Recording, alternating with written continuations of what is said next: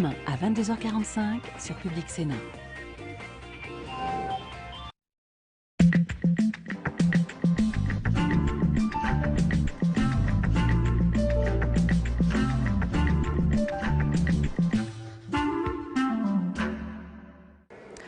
Bonjour, dans un instant vous allez pouvoir suivre deux auditions qui ont eu lieu la semaine dernière au Sénat. D'abord celle de Nonce Paolini, le PDG de TF1, et puis le patron de Radio France, Jean-Luc Hess. Tous les deux ont été auditionnés par la Commission de la Culture dans le cadre des projets de loi sur l'indépendance de l'audiovisuel public. Objectif de ces textes, revenir sur l'une des lois emblématiques du quinquennat de Nicolas Sarkozy, cette loi de 2009 qui prévoyait que les présidents de l'audiovisuel public seraient nommés par le chef de l'État. Désormais, avec cette réforme, les PDG de l'audiovisuel public seront nommés par le CSA, le Conseil supérieur de l'audiovisuel, qui devrait gagner en indépendance et dont les pouvoirs seront élargis. Une nouvelle qui a été accueillie très favorablement par Nonce Paolini, le PDG de TF1, pour qui le CSA doit participer à la régulation économique du secteur. Tout de suite donc, je vous propose de l'écouter. Alors, mes chers collègues, bonjour. Nous nous trouvons donc dans la configuration d'hier après-midi où la Commission procède à des auditions dans le cadre justement de cette loi relative à l'indépendance de l'audiovisuel public. Et donc, parmi les personnes auditées en cet après-midi, nous ouvrons la séance avec M. Paolini, président directeur général de TF1, voilà, que je remercie de sa présence. Et à qui, sans plus tarder, je passe la parole pour qu'il nous livre son analyse, sa lecture, ses remarques, ce que voilà, cette loi a pu chez lui inspirer de réflexion. Merci Madame la Présidente. Bonjour à toutes et à tous. Mon discours sera très très court. En réalité, il y a évidemment tout un domaine de la loi sur lequel nous n'avons pas à nous prononcer. Il s'agit de la nomination des présidents des sociétés de l'audiovisuel. Donc c'est un sujet qui ne nous concerne que très indirectement. En revanche, il y a évidemment pour nous un élément qui nous apparaît essentiel dans cette loi. Alors il s'agit en particulier d'un amendement dont on a déjà beaucoup parlé. Mais ce que je voudrais dire par rapport aux débats qui ont eu lieu sur l'extension des pouvoirs du CSA, puisqu'au fond la question est celle-là, c'est que je crois qu'aujourd'hui, dans le secteur audiovisuel dans lequel nous sommes, il est extraordinairement important que le rôle et les moyens du régulateur évoluent profondément. Pourquoi ? Parce qu'on est dans un secteur que vous connaissez bien, qui a connu de multiples transformations, notamment depuis le lancement de la TNT, mais aussi avec l'arrivée d'un certain nombre d'acteurs, notamment les acteurs du net, et que de ce point de vue-là, il se trouve qu'élargir les pouvoirs du CSA pour opérer une régulation économique avec en toile de fond une vraie réflexion sur les évolutions technologiques et les moyens de communication nous paraît évidemment tout à fait essentiel. Et je dirais que c'est pour cela que nous sommes évidemment très favorable à ce qui est en train de se préparer, à ce qui a été présenté et voté par l'Assemblée, parce qu'il nous semble que c'est un moment de bascule dans l'univers dans lequel nous sommes. C'est un univers qui a beaucoup changé, c'est un univers qui connaît des difficultés économiques, mais aussi des succès importants, et c'est un univers où le rôle du CSA ne peut plus être simplement un rôle juridique ou un rôle, je dirais, d'observateur et éventuellement de censeur éditorial, mais ça doit être un rôle beaucoup plus large pour aider à la régulation économique du secteur. Voilà pourquoi nous considérons que les attendus de cette loi et ces amendements sont tout à fait justifiés. Et ce pouvoir de régulation économique du CSA, qu'il exerce déjà, puisque, vous le savez, il y a eu de multiples interventions du CSA dans un certain nombre de domaines, que ce soit la bande 700, que ce soit le changement, par exemple, d'actionnariat d'un certain nombre de chaînes de télévision. Mais il est important de l'élargir encore pour permettre à ce secteur de continuer à se développer et de permettre aux différents acteurs de se livrer, j'allais dire, à une compétition qui soit saine et profitable pour l'ensemble du secteur. Voilà pourquoi nous considérons que cette loi et ces amendements sont parfaitement justifiés. J'aurais tendance à dire qu'aujourd'hui, notamment sur ce qui concerne le 42.3, je sais qu'il y a beaucoup d'opposition de la part d'un certain nombre de mes confrères, mais je crois que ne pas donner des moyens nouveaux au CSA dans ce domaine, c'est conduire à une rigidité du secteur, un immobilisme du secteur qui peut être extrêmement préjudiciable à l'ensemble des opérateurs. Voilà pourquoi nous considérons qu'on est là devant un processus législatif extraordinairement important pour l'avenir de l'audiovisuel. Et voilà pourquoi nous considérons que les mesures qui sont envisagées sont de bonnes mesures. Merci pour cette introduction brève mais concise et positive, j'oserais dire. Donc je vais tout de suite passer la parole à David Assouline, notre rapporteur, et puis ensuite les sénatrices et sénateurs présents pourront donc vous interroger après son intervention. David Assouline. Oui, bonjour, Monsieur Paolini. Effectivement, il y a un pan de la loi qui est tout de même le plus important pour nous, celui de l'indépendance de l'audiovisuel public, mais par ricochet de l'indépendance du CSA lui-même, qui est à la base même de ce que vous pouvez développer. C'est-à-dire que si le CSA est indépendant, alors son autorité et l'extension de compétences est respectée et légitime. S'il était sujet de la caution, personne ne voudrait lui donner plus de pouvoir. Donc c'est quand même une loi sur l'indépendance. Et ça vous concerne donc pas seulement indirectement, puisque cette indépendance est au cœur du dispositif, pas seulement dans la nomination des responsables de l'audiovisuel public, et on pourrait dire que ça c'est pas votre sujet direct, mais par le fait qu'on ne revient pas au système précédent, qui était le CSA nomme, mais le CSA lui-même portait à discussion sur la façon dont il était nommé. C'est pour ça que quelqu'un avait parlé de levée de l'hypocrisie. Il y avait contestation. Et donc le fait pour nous, parlementaires, en plus, que cette indépendance s'assoit sur une délibération aux 3/5 positif des deux commissions de l'Assemblée et du Sénat est un fait nouveau que j'ai souligné beaucoup hier, que je continuerai à souligner, parce qu'il concerne la nomination au CSA, mais il met sur la place publique et par rapport à d'autres nominations futures ou d'autres discussions sur d'autres instances, une méthode nouvelle qui est de trouver le consensus entre la majorité politique et l'opposition, quelles que soient les alternances, pour chercher des personnalités qui font pas, dont le critère n'est plus la sensibilité supposée politique, mais la compétence et la reconnaissance dans le milieu. Donc, je voulais dire ça en préambule.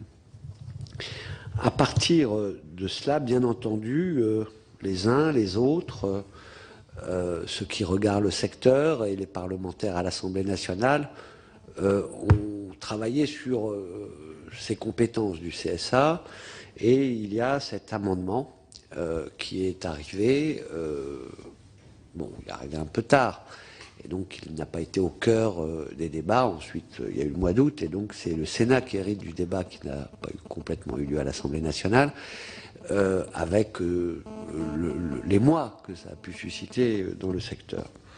Moi, je veux vous interroger, vous avez dit que vous souteniez cela, mais sans rentrer dans le détail. Or, là, j'aimerais qu'on rentre dans le détail. Il y a ce que vous soulevez de général. Le CSA a besoin, dans un secteur en mouvement intense, et peut-être c'est le secteur industriel, économique, dans l'ensemble des secteurs qui est le plus en révolution permanente, on va dire, et on ne sait pas quand ça s'arrêtera en plus. Vous êtes incapable, vous et moi, de dire dans 10 ans quel sera même le support principal. Il y a peu de chances que ça s'arrête. Voilà, donc ça va très vite. et le fait que le CSA soit rigidifié dans des compétences qui ne lui permettent pas de rendre rapidement les décisions et jouer son rôle de régulateur, parce qu'il n'y a pas assez de souplesse dans ses capacités d'action, c'est un fait que l'on peut constater que cette loi commence seulement à aborder, parce qu'il y aura probablement une autre loi et des débats plus globaux sur le secteur de l'audiovisuel. Donc, soit que dans ce cadre-là, l'amendement qui permet au CSA de décider sans les procédures habituelles quand on veut candidate à la TNT ou pour la première fois ou en tous les cas pour un nouveau projet, de faire passer une chaîne de TNT payante à la TNT gratuite, tout de suite, bien entendu, tout le monde se demande s'il a cette possibilité, à qui il peut la donner. Et ça s'est concentré sur votre groupe, puisqu'on a considéré que LCI pourrait être candidate pour tout un tas de raisons, et parce que vous l'avez souhaité probablement.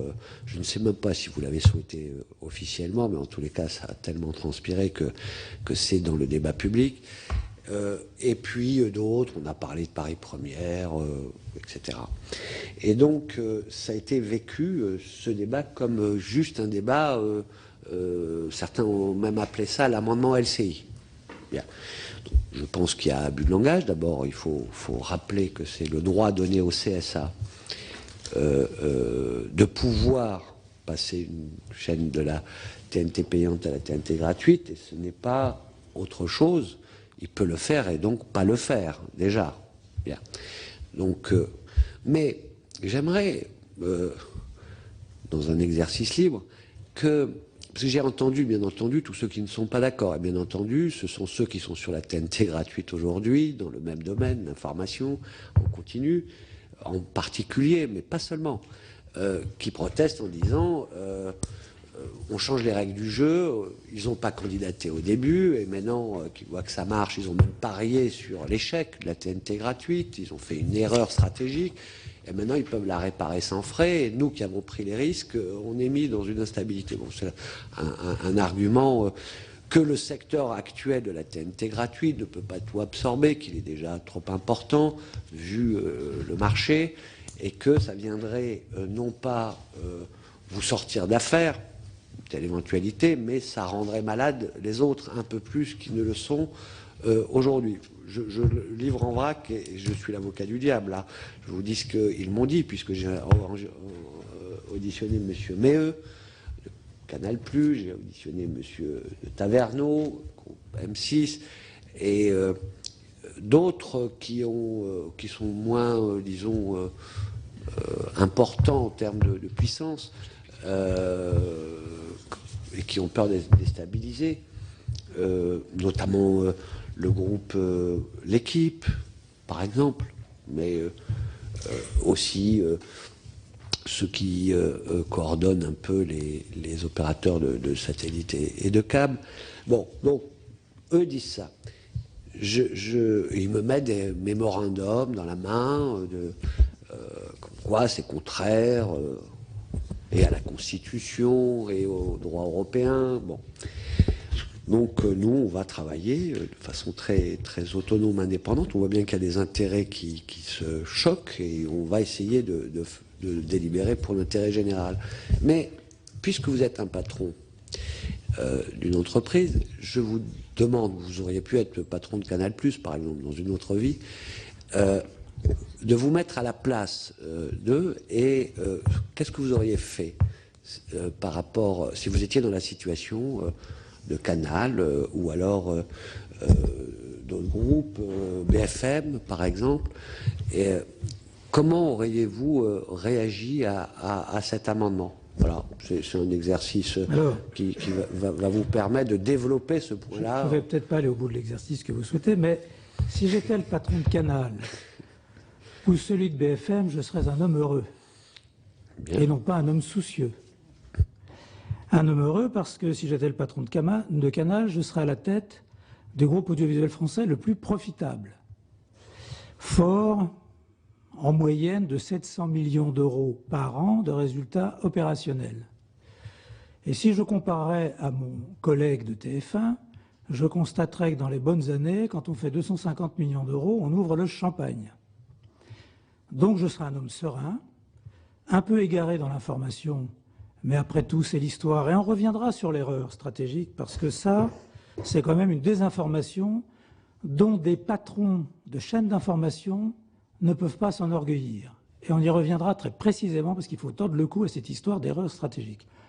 On a pu faire des erreurs stratégiques dans le groupe TF1, donc mon groupe concurrent, mais celle-ci, justement, n'est pas une erreur stratégique, en tout cas de mon point de vue, si je me souviens de la façon dont les choses se sont passées quand moi, Canal+, j'ai candidaté pour faire en sorte que iTélé soit en TNT payante en 2001.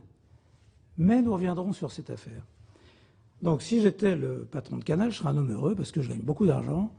Alors je me suis aventuré dans la télé en clair, ça me coûte un peu d'argent, et puis on a vu arriver beIN Sport, donc ça m'ennuie un petit peu. Mais honnêtement, iTélé dans mon compte d'exploitation, ça ne pèse pour rien.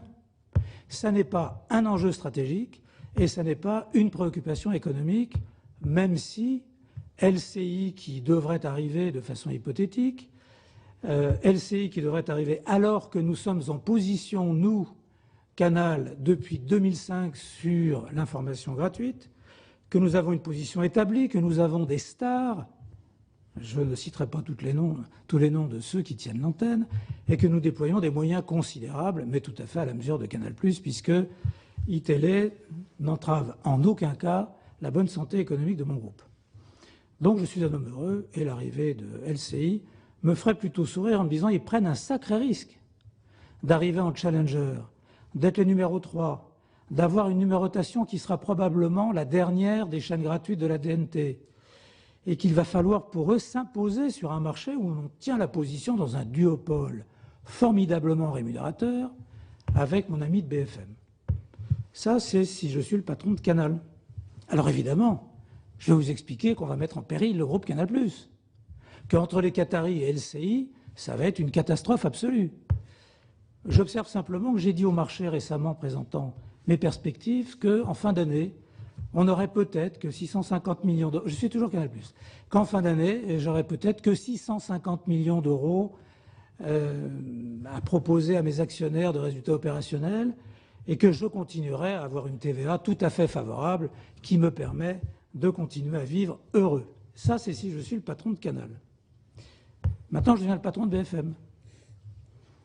Et en tant que patron de BFM, je vous dirais, monsieur le rapporteur, si vous saviez comme je suis heureux d'être rentré dans l'audiovisuel. Pourquoi? Parce que lorsque je reprends RMC pour 1 euro, personne ne me dit qu'il y a trop de radios en France.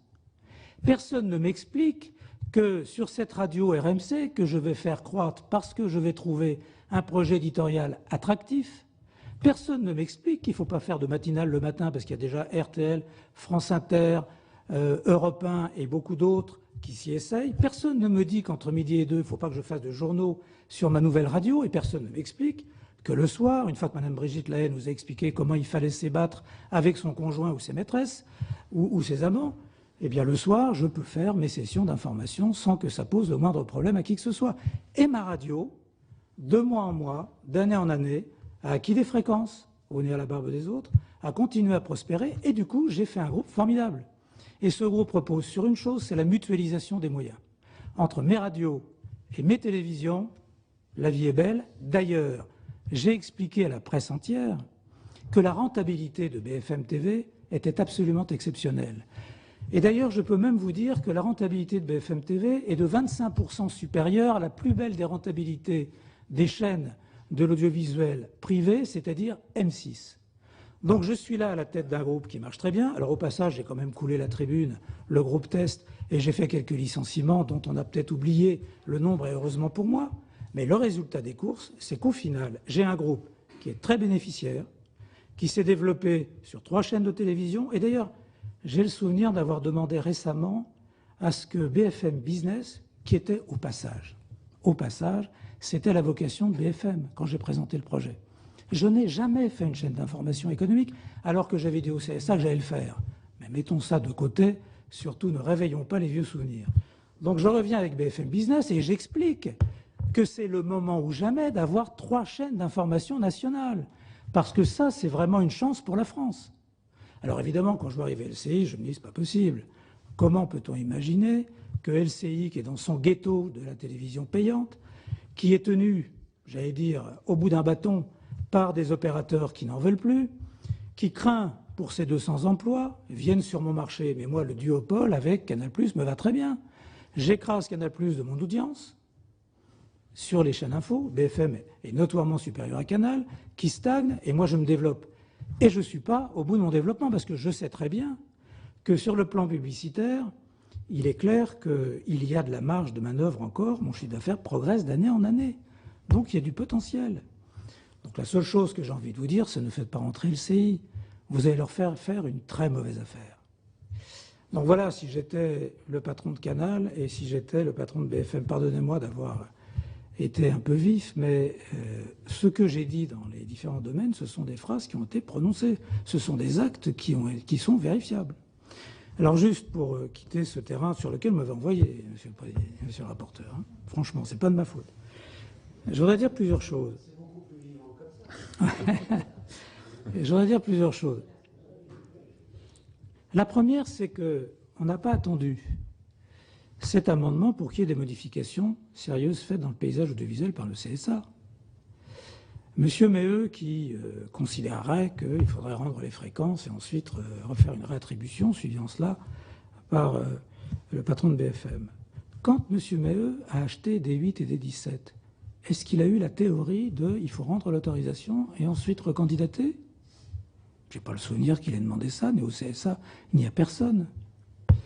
Et pour autant, le CSA a modifié l'actionnariat de D8 et D17, autorisant de ce fait l'acteur quasi monopolistique du payant à venir sur Leclerc, ce qui est un cas unique en Europe. Ça ne s'est produit nulle part ailleurs. Bien. Si on regarde ce que nous-mêmes nous avons fait avec TMCNT1, nous avons obtenu du CSA, en passant par l'autorité de concurrence et le Conseil d'État, nous avons obtenu du CSA de pouvoir prendre la propriété de TMC et de NT1. Donc ces modifications-là dont je parle sont des modifications très importantes sur le marché de l'audiovisuel. Tellement importantes d'ailleurs que nous avons une petite session à la barre devant le Conseil d'État pour rediscuter, et M6 et Solidaire de TF1, de rediscuter des engagements qui ont été pris par Canal auprès de l'autorité de concurrence concernant le changement d'actionnariat de D8 et D17. J'ajoute à ça qu'il y a eu des modifications de format qui ont été faites. W9, qui est une chaîne musicale, l'est beaucoup moins. Maintenant, M. Meheux demande à ce que D17 change de format pour qu'il puisse faire davantage de séries américaines plutôt que de la musique française. Donc on voit bien qu'il y a déjà des marges de manœuvre que le CSA a en sa possession. Maintenant, pourquoi étendre encore les marges de manœuvre du CSA? Justement parce qu'il y a un certain nombre de sujets qui pourraient se poser à l'avenir, dont le CSA doit pouvoir être l'analyste, le décideur, avec le souci des grands équilibres dont vous avez parlé. Donc voilà, je crois qu'aujourd'hui, on ne peut pas dire que si cette petite chaîne, qui s'ajouterait aux 6 qui récemment sont arrivés, on ne peut pas dire que cette petite chaîne représente un danger pour l'ensemble de l'audiovisuel français. Enfin, je veux dire, c'est même ridicule de le dire. Est-ce que ça présente un danger pour les 2 autres chaînes d'information? Non. Ça représente un concurrent. Et M. Veil, qui est un grand fanat de la concurrence, et M. Meheux, qui est un grand fanat du monopole, sont curieusement dans cette position. Moi, je suis en concurrence depuis 25 ans.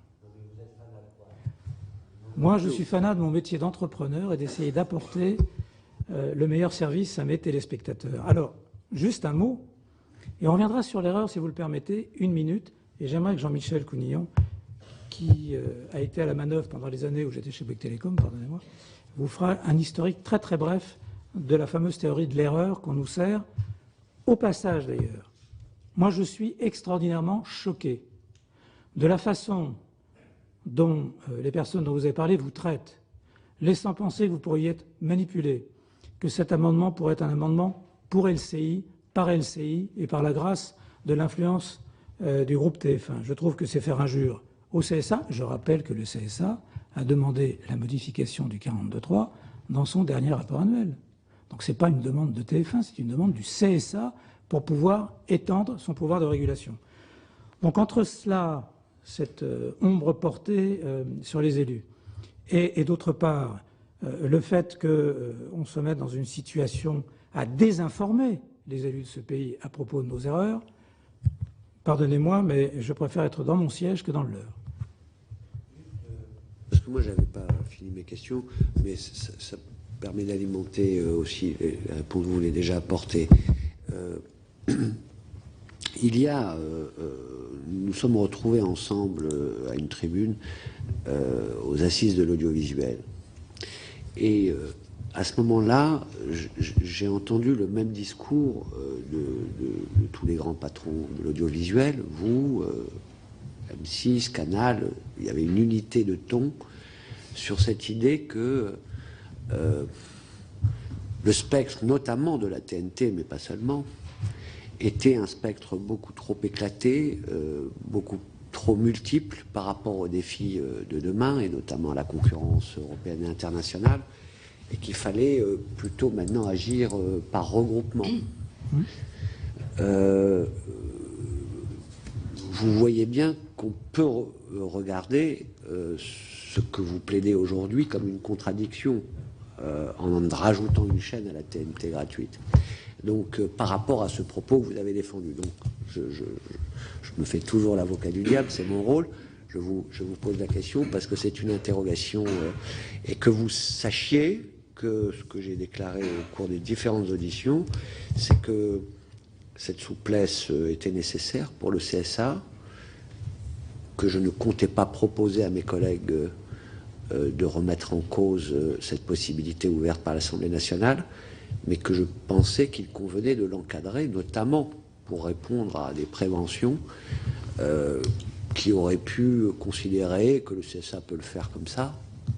C'est-à-dire qu'il n'est plus contraint à rien pour prendre cette décision de passer de la chaîne TNT payante à la TNT gratuite, et que ce qui est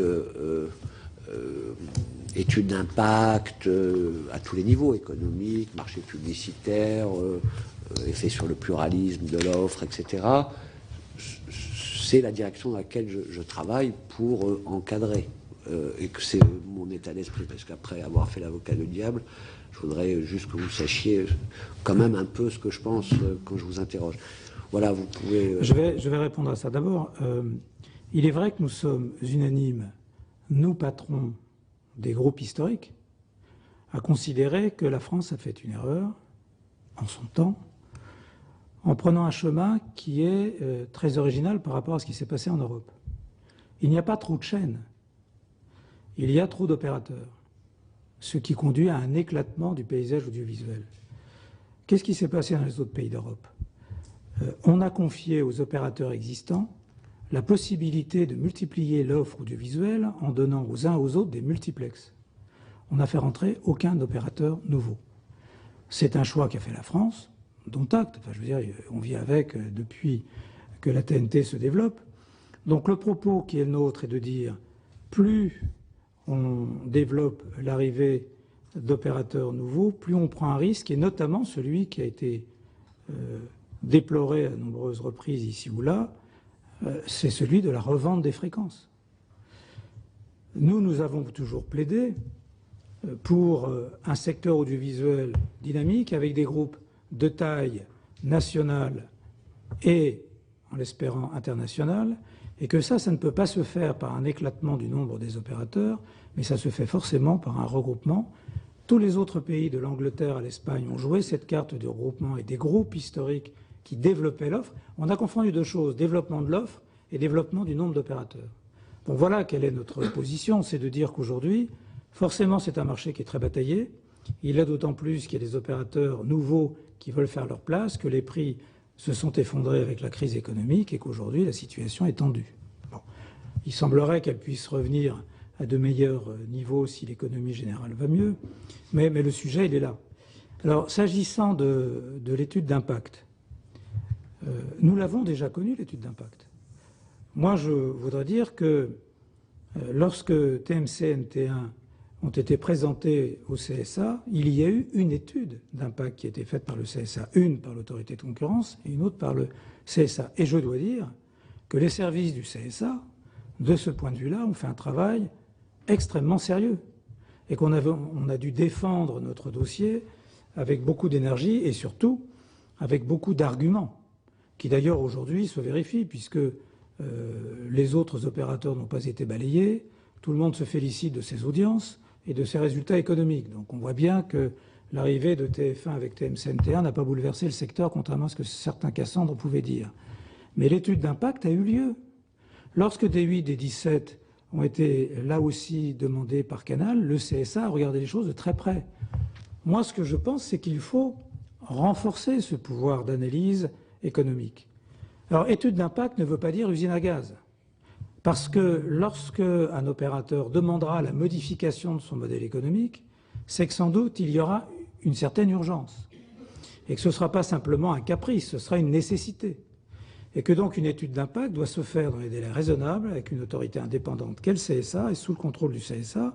Et dans ces conditions-là, ça me paraît être consubstantiel à l'amendement en question.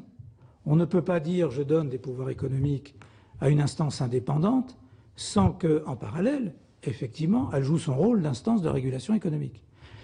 Donc aujourd'hui, je crois que le CSA est déjà bien équipé pour faire ce travail-là. Il pourra se renforcer dans cet esprit, à la fois sur le plan de la technologie. On a vu sur la bande 700 que le CSA a eu son mot à dire et a défendu effectivement le spectre. Et on voit bien que le spectre est une des préoccupations du CSA aujourd'hui. La régulation économique du secteur est une autre préoccupation. Et ce moyen-là est un moyen supplémentaire de l'avoir. Voilà. Et donc l'étude d'impact, ça me paraît non seulement naturel, mais absolument nécessaire. Sur l'erreur, oui. Oui, monsieur le rapporteur, on va faire un tout petit peu d'histoire, puisque quelque part, la stratégie de TNT de TF1 remonte en fait à l'année 2001. Pourquoi TF1 a mis LCI en TNT payante et semble-t-il les autres non, ont mis leur chaîne en TNT gratuite. Alors ce qu'il faut savoir d'abord, c'est effectivement la palissade, mais qui est un petit peu occultée par les concurrents de TF1, c'est que la première chaîne d'information, historiquement, c'est LCI. Elle a été constituée dans les années 90 pour la plateforme Canal Satellite, à une époque où elle était la seule à régner en maître sur le marché de la télévision à péage. Et à l'époque, le groupe TF1 avait créé les deux chaînes à risque, LCI et Eurosport, pour alimenter le groupe Canal, qui n'avait pas investi ni dans le sport à l'époque, et ni dans l'info, et lui-même se concentrant plutôt sur le cinéma, les séries et les programmes de stock. Quand TPS a été lancé avec les groupes TF1, M6 et France Télévisions au départ, mais qui n'y sont restés que très peu, le groupe Canal a réagi en créant e-télévision et en créant Sport Plus. Est-ce qu'il distribuait LCI et Eurosport qui venaient également sur une base non exclusive sur TPS?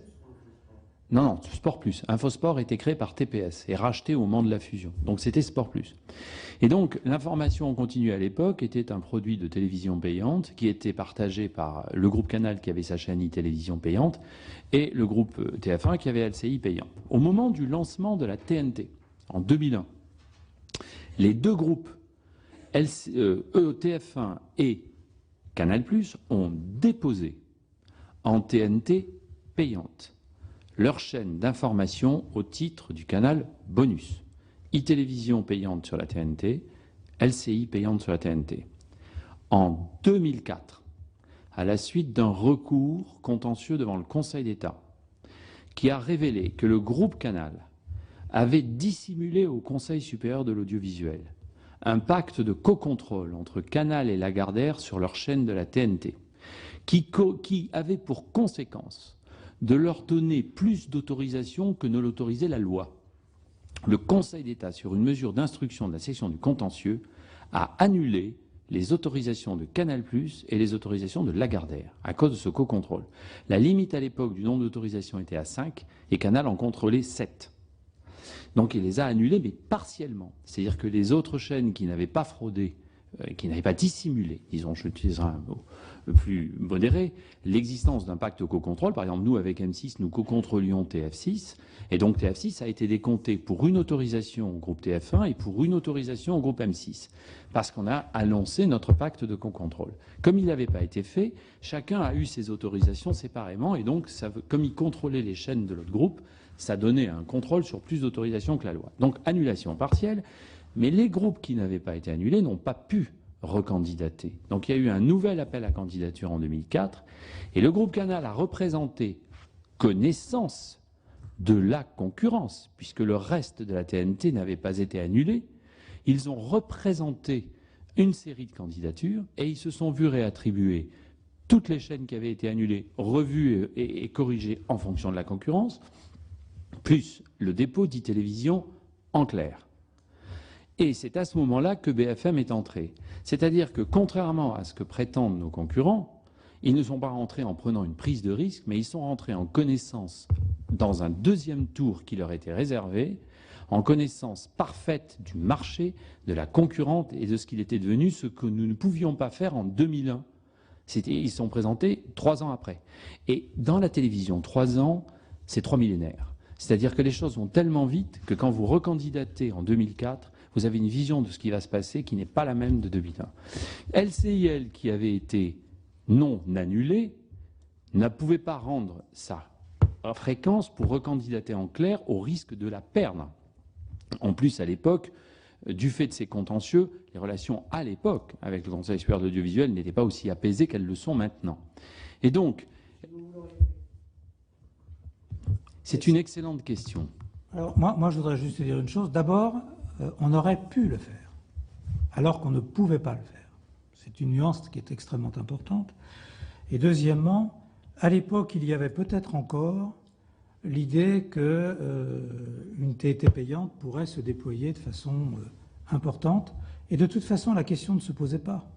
TF1 ne pouvait pas retirer LCI de la TNT payante pour la passer sur la TNT gratuite. C'était juridiquement impossible, sauf à rendre la fréquence et à recandidater dans un contexte qui n'était pas forcément le meilleur à l'époque. Donc on voit bien que si le CSA avait eu ce moyen à l'époque, le débat aurait pu s'ouvrir sur le fait de savoir... Alors d'abord, il y a un premier point qui est assez évidemment remarquable, c'est de voir qu'on a autorisé Canal, qui avait triché, non seulement à revenir à la table de la discussion, mais à pouvoir demander le changement de modèle économique de sa chaîne d'information qui avait été en 2001 proposée, agréée en TNT payante. Évidemment, 3 ans plus tard, ou 3 ans et demi plus tard, les choses changent. La donne économique, la donne audiovisuelle change. Et dans ces conditions, on a une vision du marché qui permet de faire d'autres paris. Donc juste pour parler... alors je vais rebondir sur ce qu'a dit Jean-Michel, mais on vous a dit, on est les premiers créateurs de la chaîne info, la première chaîne info de France, on a pris un risque formidable. La première chaîne info de France, elle a été créée en mai-juin 1994. J'ai fait partie de l'équipe de lancement avec Jérôme Bellet et quelques autres. Donc ça n'est pas BFM, qui est la première chaîne d'info de France, qui s'est créée, qui a pris un risque, c'est nous qui l'avons créée et qui depuis 20 ans sommes sur ce marché de l'information. Et aujourd'hui, par l'évolution des choses, dans le ghetto du payant, et pas simplement de la TNT payante, du payant en général. Et que, on reviendra sur ce sujet, nos concurrents ont déclaré à de multiples reprises qu'aujourd'hui l'information c'était du domaine du gratuit, que l'information payante ça n'avait plus aucun sens. Eh bien je suis d'accord avec eux. Bien. Vous aviez terminé pour l'historique ? Oui, Madame la Présidente, grosso modo, après, les événements se sont enchaînés. LCI est restée en payant pendant la durée, notamment au moment de la fusion TPS-Canalsat, parce qu'elle a été englobée dans la fusion TPS-Canalsat. Elle a été distribuée pendant quelques années en exclusivité par Canal, qui la tenait finalement, et sur l'exposition marginalisée. Je voudrais juste insister auprès de votre commission sur un point qui n'a pas été évoqué par tous nos contradicteurs et qui est fondamental pour comprendre la problématique économique d'LCI. C'est que les chaînes de la TNT gratuite bénéficient dans la loi, que vous connaissez bien, d'une disposition dont ne bénéficient pas les chaînes de la TNT payante. C'est qu'elles sont en must carry, must offer. C'est-à-dire que tous les opérateurs doivent les référencer en premier niveau de service gratuitement pour tous leurs abonnés. Et donc aujourd'hui, toutes les chaînes comme iTélévision ou BFM sont reçues par 95% de la population. A contrario, les chaînes de la TNT payantes, comme elles ne sont accessibles que contre un abonnement, elles ne sont accessibles qu'auprès des abonnés qui souhaitent les acheter. Et donc, elles ne peuvent pas être en must-carry exposées. Elles ne sont accessibles que quand les opérateurs télécoms ou quand les distributeurs reçoivent un abonnement et les décryptent. Et donc, la réalité, c'est que sur l'ensemble du paysage audiovisuel, pas seulement sur l'hertzien terrestre, l'LCI est marginalisée sur le câble, elle est marginalisée sur le satellite et elle est marginalisée sur le filaire parce qu'elle n'est accessible qu'auprès de ceux qui payent un abonnement, contrairement à toutes les autres qui sont exposées en must-carry partout en premier niveau de service. Moyennant quoi, sa marque, sa notoriété, son programme étant de moins en moins vu, elle existe de moins en moins. Et cet élément-là, il est fondamental pour comprendre qu'à partir du moment où l'information en continu est devenue un programme par essence gratuit, et que donc il n'y a plus d'incitation pour des abonnés à payer pour cette information, les plateformes de distribution réduisent les rémunérations qu'elles versent et elles ne peuvent pas compenser cette réduction par une exposition maximum parce qu'elles sont dans des bouquets optionnels en deuxième niveau de service, accessibles seulement contre un abonnement. Donc elles sont marginalisées partout, pas simplement sur la TNT. Et ça, c'est un élément fondamental, même si ce n'est pas l'objet de l'amendement, mais ce sera un élément fondamental de l'étude d'impact. Alors, effectivement, 5 ans d'exclusivité, marginalisation d'LCI, et dernier élément, parce qu'on a dû vous le dire, non, le groupe TF1 n'a pas fait une erreur stratégique quand il a candidaté pour HD1 et non pas pour LCI lors du dernier appel à candidature d'il y a à peu près 1 an et demi, parce qu'on a entendu ça aussi. Non, parce que le contrat qui lie le groupe TF1 et ses chaînes au groupe Canal jusqu'au 31/12/2014 est global et le groupe Canal a demandé à ce que TF1 s'engage jusqu'au 31/12/2014 à ne pas sortir LCI de la TNT payante, sauf à dénoncer globalement le contrat et à revoir les rémunérations de toutes les autres chaînes du groupe TF1, en ce compris Eurosport. C'est pour ça qu'on n'y est pas venu. Ce n'est pas une erreur stratégique, c'est une contrainte. Pardon, monsieur le rapporteur. Oui, juste un dernier point pour dire que là, en l'occurrence, il aurait fallu laisser tomber une autorisation et se représenter pour essayer d'avoir une autorisation. Donc précisément ce qu'aujourd'hui cette disposition permet d'éviter. Voilà. Merci. Donc mes collègues ont peut-être des questions complémentaires face à ces deux exposés. Non, monsieur. Non, rien à ajouter? Oui, bon. Ah, allez, monsieur Leleu. Avec une petite réserve, parce que étant arrivé avec quelques minutes de retard, je n'ai pas pu entendre l'ensemble de l'exposé de monsieur le Président. Je ne sais pas s'il a été évoqué le pouvoir donné au CSA de lancer des appels à candidature aux chaînes régionales pour étendre le réseau national de haute définition. Et qu'est-ce que vous pensez de cette initiative, si vous en avez eu connaissance dans le texte de loi? Et puis, voilà, c'était la question sur laquelle je me posais un certain nombre de préoccupations. Écoutez, nous, on n'a pas un avis tranché sur ce genre de sujet. La remarque que je ferai, c'est qu'il faut que tout le monde soit conscient que la diffusion en haute définition est extraordinairement coûteuse. Par exemple, sachez que les 6 nouvelles chaînes qui viennent d'être lancées, leur coût de distribution lorsque leur réseau couvrira l'ensemble du territoire sera supérieur à 12 millions d'euros. Aujourd'hui, une chaîne en définition standard, c'est 4,5 millions d'euros. Donc la haute définition, c'est un système de production, un système de diffusion extrêmement coûteux.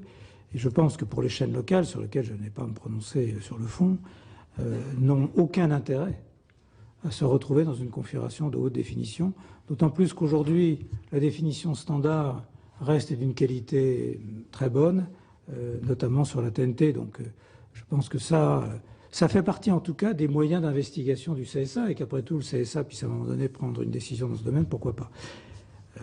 Voilà, rien de plus à ajouter. Monsieur Leleu, vous vouliez? Non. Alors David Assouline a quelques questions. Non, mais là, un rebond. En réalité, oui, on imagine mal. Et je pense que c'est une possibilité d'interprétation qu'il y a dans la loi, et c'était pas forcément un vœu, mais il se trouve, Monsieur Leleu a raison, que si on n'encadre pas, on peut aussi laisser comme ça, on va choisir. L'interprétation peut être que quand on candidate à la HD, même les chaînes régionales donc peuvent passer en national direct. Et donc vous avez raison que ça ne va pas intéresser beaucoup les chaînes locales parce qu'elles n'ont pas les moyens. Vous dites 12 millions, mais réfléchissez bien. Il y en a qui ont des autorisations locales et qui pourraient le faire. Oui, enfin, en tout cas, je pense que ça ajouterait sans doute à la confusion générale par rapport à ce que j'ai dit tout à l'heure. Relativement au nombre d'opérateurs, je pense qu'il faut être extrêmement prudent sur ce terrain-là. Ça risque de faire effectivement des dégâts supplémentaires. Je crois que ce n'est pas le souhait ni de nos élus, ni de l'ensemble des opérateurs du secteur. Mais après tout, chacun est libre de lancer des entreprises. Alors, Monsieur Gatola. Oui, merci Madame la Présidente. Monsieur Paolini, je voudrais vous poser une question parce que j'entends bien les arguments de pluralisme d'information, d'équité de l'offre de chaîne, mais personnellement, comment envisagez-vous le fait que sur la TNT gratuite, il puisse coexister 3 formats d'information continue, format, somme toute, au-delà des divergences éditoriales, repose un peu sur le même système d'information rapide, d'émissions de plateau courtes, peu ou pratiquement pas de véritables reportages, donc plus-value éditoriale. Alors je sais qu'LCI, qui a aussi l'appui du groupe TF1, une vraie synergie avec son service d'information, a peut-être une offre de qualité plus importante, mais comment voyez-vous l'équilibre économique dans un marché qui opposerait sur les mêmes normes 3 chaînes d'information généralistes en offre gratuite sur la TNT? Je pense que ceux qui vous disent ça n'ont pas bien regardé ce qui se passait autour de nous. Je tiens à votre disposition les chiffres des chaînes d'information dans tous les pays d'Europe et vous verrez qu'à minimal sont 3 et quelquefois 5 ou 6. Et je parle des chaînes gratuites.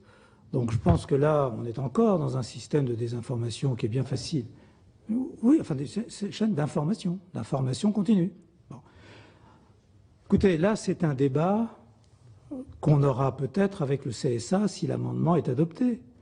La question est ouverte aujourd'hui. Malheureusement, certains d'entre vous ne voient pas LCI parce qu'elle est en payante. Donc regardez-la pour voir quel est le format de LCI, voir la place qui est laissée au débat et la place qui est laissée au pluralisme, justement. Vous verrez qu'LCI, ça n'est pas le format de BFM et ça n'est pas celui d'ITélé. D'ores et déjà. Se dire qu'aujourd'hui, il n'y a pas assez de place pour 3 chaînes d'infos, c'est dire qu'il y a trop de radios généralistes, trop de radios d'information. Tout ça n'est pas acceptable. Oui, radio d'information, parce que vous croyez qu'RMC, c'est pas une radio d'information. Ah bah si, c'est une radio. C'est Info, Talk, Sport. Oui, mais enfin, bon, écoutez. En tout cas, il y a de l'information sur toutes les radios, aux mêmes heures, exactement dans les mêmes tranches horaires pour l'ensemble du public. Donc là, c'est un débat que nous aurons. Moi, ce que je voudrais dire, si vous le permettez. D'abord, il y a un constat que nos camarades font et qui date de quelques années, et ils disent, désormais, l'information du domaine du clair en télévision. Alors le payant est devenu un ghetto et le financement d'une chaîne d'information payante devient impossible. Et j'ajoute que tous les 3 ans, les collaborateurs sont dans l'angoisse du lendemain en se posant la question de savoir si les contrats vont être reconduits. Et moi je vis avec les équipes de LCI, et on va en parler tout à l'heure, un débat permanent sur qu'est-ce qui va nous arriver. Est-ce qu'on a un avenir? Est-ce qu'on va rester dans ce ghetto ou est-ce qu'enfin on va pouvoir défendre nos chances sur un marché concurrentiel. Et pourquoi faut-il qu'LCI aille sur ce marché concurrentiel? Simplement parce que ça contribue au renforcement du pluralisme des courants d'expression. C'est une chaîne d'information. Ce n'est pas une chaîne où l'on fait de la télé-réalité, où on fait des séries, où l'on présente des magazines de nature, de toute nature. C'est une chaîne d'information qui revendique le sérieux, la crédibilité du travail qui est fait par ses équipes et surtout ses 20 ans d'âge. Ça fait 20 ans qu'LCI est là. LCI est une chaîne qui est estimée, qui a été beaucoup plus regardée qu'elle ne l'est aujourd'hui pour la raison qu'a évoqué Jean-Michel, le fait qu'elle soit cantonnée dans des bouquets payants et que dans une période économique compliquée, évidemment, les abonnés font des choix et quelquefois ils laissent tomber des bouquets payants. Mais est-ce qu'il faut... Vous pensez vraiment, parce que beaucoup de l'argumentation tourne autour de ça, que dans la situation actuelle du marché publicitaire et de la santé économique des uns et des autres, l'arrivée légitime, puisque vous la plaidez, elle est forcément légitime de votre point de vue, d'une autre chaîne d'information gratuite, n'aurait aucun effet sur les deux autres, sur leur santé économique, etc. C'est-à-dire, vous êtes pour la concurrence, donc je comprends que vous plaidez le fait de rentrer en concurrence. Mais dans cette concurrence, est-ce que vous pensez que tout le monde va s'en sortir par le haut ou que forcément il y en a qui vont sombrer? Monsieur Assouline, lorsque la TNT gratuite s'est développée, qui s'est soucié de l'évolution des audiences de TF1 et de son chiffre d'affaires? Personne. Si je vous disais qu'entre 2007 et 2012, la chaîne TF1 a perdu plus de 300 millions d'euros de chiffre d'affaires à cause du développement de la TNT, personne ne nous a plaint, personne ne nous a aidés. On a trouvé des solutions. On s'est développé dans beaucoup de domaines. Si je reviens sur le simple terrain de mes concurrents, enfin potentiellement concurrents, une chaîne info iTélé est adossée à un groupe extrêmement puissant qui financièrement est en pleine forme et iTélé ne pèse pour rien dans les résultats économiques de cette entreprise. Donc iTélé pour l'instant est à l'équilibre, se développe correctement. Il y a peu de risques pour l'équilibre du groupe Canal et encore moins de risques pour iTélé qui est adossé à Canal. On a un deuxième groupe, BFM, dont Alain Veil dit à qui veut l'entendre qu'il est en pleine santé, en pleine expansion et que les synergies entre ses radios, parce qu'il n'a pas qu'une seule radio, et ses télévisions, parce qu'il n'a pas qu'une seule télévision, fait qu'il a des résultats économiques exceptionnels. Très bien. Ça veut dire qu'il y a de la place pour d'autres opérateurs. Peut-être que les uns ou les autres auront un peu moins d'argent, je n'en sais rien. Mais ce que je dis par rapport à cette possibilité que le CSA pourrait ouvrir, car une fois encore, on est en train de discuter comme si j'étais en train de passer un grand oral pour faire passer LCI en clair. Ça n'est pas le cas et vos questions sont légitimes. Celui qui prend un risque industriel, quel est-il? C'est le groupe TF1. Parce qu'on arrive, les derniers, avec une chaîne d'infos qui va être, je l'ai dit tout à l'heure, dans une numérotation qui sera défavorable et qui a aujourd'hui aucune base structurée de clientèle. Donc le risque industriel, ce n'est ni Canal, ni BFM qui vont le prendre, c'est TF1. Et pourquoi je veux prendre ce risque industriel? Pour deux raisons. La première, c'est que je crois que le pluralisme se porterait d'autant mieux si LCI pouvait être en concurrence avec ces deux autres chaînes. Parce qu'LCI a d'autres choses à présenter, une autre façon de traiter l'information et peut être, je le crois, un vecteur très intéressant pour l'ensemble des opinions représentées dans ce pays. Ça, c'est la première raison. Mais la deuxième raison, c'est qu'en tant que chef d'entreprise, je suis prêt à prendre ce risque industriel parce que j'ai 200 collaborateurs qui attendent de savoir si la loi va être votée, qui attendent de savoir si je vais réussir à convaincre le CSA pour que demain, ces 200 personnes aient encore un emploi. Au 31 décembre 2014 à minuit, ils n'ont plus d'emploi si nous n'avons pas la possibilité de défendre notre dossier auprès du CSA et si le CSA ne prend pas la décision dans des délais relativement courts de nous donner la position et de nous permettre d'arriver et de prendre notre risque industriel au 1er janvier 2015. Voilà l'enjeu. Maintenant, on peut très bien m'expliquer que ces 200 personnes, ça n'a aucune espèce d'importance si elles disparaissent, c'est un choix. Mais une fois encore, mon rôle de chef d'entreprise, c'est de prendre des risques. Prendre un risque en matière d'information, on en prend tous les jours avec nos rédactions. Je suis prêt à continuer, que le meilleur gagne. J'ai en face de moi des gens qui prônent la concurrence, enfin quand ça les arrange.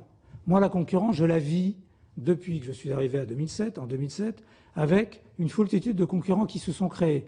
On s'est battu, tous les jours on se bat pour faire les meilleures audiences, pour gérer l'entreprise le mieux possible, et aujourd'hui je me bats pour que LCI puisse avoir un avenir. Et pas un avenir simplement dans un ghetto cantonné par des opérateurs qui, avec quelques euros, vont nous permettre de survivre. Je veux qu'LCI puisse prendre sa chance. Et si cette chance, on n'est pas capable de la prendre, si on n'est pas capable d'être aussi bon que les autres et de trouver un modèle économique, on en tirera les conclusions et les conséquences qui s'imposent. Donc je me bats à la fois pour un principe, le pluralisme des courants d'expression, et je crois qu'LCI, au bout de 20 ans, vous y êtes allés les uns les autres quelquefois et vous savez ce qu'est cette chaîne, je crois qu'on peut contribuer à ce pluralisme, et d'autre part, je me bats pour 200 personnes et leurs familles. Voilà. C'est un choix d'entrepreneur, c'est pas le plus facile, c'est celui qui est critiqué par la place entière, il n'empêche, je me bats pour ça. Je me permets une remarque pour aussi dire au revoir à M. Paolini. En tous les cas, merci de votre passion et de la façon directe dont vous plaidez ce en quoi vous croyez. Et M. Méheux l'a fait avec autant de passion et M. de Taverneau, vous le connaissez. Donc, nous, on va travailler maintenant, peut-être un peu vite, mais en tous les cas pour faire en sorte que l'esprit de ce qui a été fait à l'Assemblée nationale puisse être conforté au-dessus de tout soupçon et le mieux encadré possible, le plus précis juridiquement aussi, puisqu'il y a même des contestations juridiques quand même en jeu. Mais j'ai eu l'impression aussi en vous écoutant que c'est un monde très dur. Entre vous y allez quand même. Hein, là. Écoutez, moi je ne demande qu'une chose, c'est d'essayer de faire mon métier d'entrepreneur et de sauver 200 emplois et de permettre de contribuer au pluralisme. Je voudrais juste terminer avec un mot quand même. J'ai vu qu'hier vous aviez évoqué la loi, enfin pas la loi Hadopi, mais en tout cas le régime d'Hadopi. La seule chose que je peux dire par rapport à ça, c'est que nous constatons, nous, dans une de nos activités, puisque, comme vous le savez, nous distribuons des DVD et nous sommes un acteur important de la vidéo à la demande, on constate depuis qu'il y a ce vide juridique, ou en tout cas ces interrogations sur la suite d'Hadopi, que le piratage croît de façon exponentielle. Je sais qu'un certain nombre d'opérateurs économiques sont allés voir le CSA. Nous, on est en discussion permanente avec des ayants droit et je ne sais pas ce qu'il est possible de faire dans le cadre de cette loi. La seule chose que je peux dire, c'est qu'il y a véritablement urgence à ce que les pirates sachent que cette zone de non-droit va s'achever le plus vite possible. C'est extraordinairement important pour l'économie du secteur et pour les ayants droit. Producteurs, auteurs et également diffuseurs. Voilà. C'est juste ce que je veux dire. Je crois que c'est aussi important. On nous a souvent parlé de chiffres exponentiels. Ça a été évoqué d'ailleurs par le président du CSA. Est-ce qu'on a des données, est-ce qu'il y a des choses qui ont été fournies pour nous donner un ordre d'idée de ce qui s'est passé? Parce qu'on entend des critères qualificatifs. Je pense que la profession vous donnera tous les chiffres. Moi, je ne représente pas la profession. La seule chose que je peux dire, c'est que en très peu de mois, les ventes ont baissé entre 15 et 20%, mais de manière extrêmement brutale. Il y a eu une marche d'escalier. Donc, nous, on est éditeur de vidéos, donc on est un petit éditeur de vidéos. Je pense qu'il faut vous adresser aux professionnels. L'avis est unanime. Il y a vraiment urgence. Voilà. Vous l'avez entendu. Monsieur Leleu, juste avant... Moi, je sais qu'on arrive au terme de cette audition, mais le fait d'évoquer ce sujet m'interpelle un peu, puisque ça risque d'être un débat un peu sensible entre nous. Vous avez dit, Monsieur le Président, que depuis qu'il y avait un doute sur l'évolution de l'Hadopi, on constatait une évolution positive, enfin négative, mais du piratage. Est-ce que vous êtes en mesure de nous dire si on lève ce doute sur l'avenir et qu'on décide soit de maintenir l'Hadopi dans sa mission telle qu'elle a su la gérer jusqu'à présent, ce serait un facteur de crédibilité, de confiance qui ramènerait le piratage à la réduction? Ou est-ce que vous pensez, comme il peut en être question et que le rapport Lescure l'a évoqué, que transférer la réponse graduée au CSA serait une meilleure solution, à votre avis? Écoutez, je pense que aujourd'hui, au fond, cette loi, elle est fondatrice sur l'évolution d'un régulateur indépendant. Vous l'avez redit tout à l'heure, M. Assouline.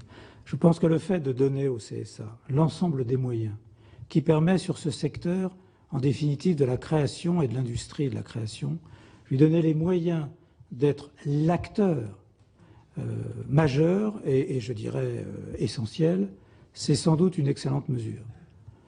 Je crois que la dispersion des institutions nuit à l'efficacité et là, en l'occurrence, il me semble que le CSA serait, j'allais dire, la bonne personne, en tout cas la bonne autorité administrative pour avoir cette vision globale d'un marché, car aujourd'hui, les droits concernent tout autant les distributeurs de DVD ou les acteurs de la vidéo à la demande que les diffuseurs, que les auteurs et les producteurs.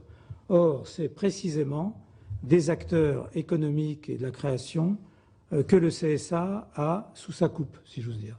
Donc ce serait, à mon avis, une mesure sans doute extraordinairement efficace. Voilà.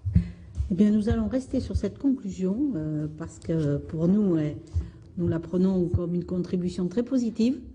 Nous vous remercions justement de cette audition et je vous remercie de la passion que vous avez mis. Pardonnez-moi d'avoir été passionné, mais il y a eu un provocateur, c'était M. Assouline. Vous êtes deux passionnés et donc nous étions au sein c'était presque d'un suspense d'une série. Voilà. Merci beaucoup. Donc vous l'avez compris, la personne essentielle à notre commission est enfin arrivée. Donc, je disais, vous avez compris que la personne essentielle au sein de notre commission est arrivée. Donc nous allons pouvoir commencer et je vous remercie de votre patience. Voilà, merci donc d'avoir répondu à l'invitation donc de notre commission. Donc cette audition, vous le savez, s'inscrit dans le cadre du projet de loi sur l'indépendance de l'audiovisuel que nous allons examiner le 2 octobre prochain.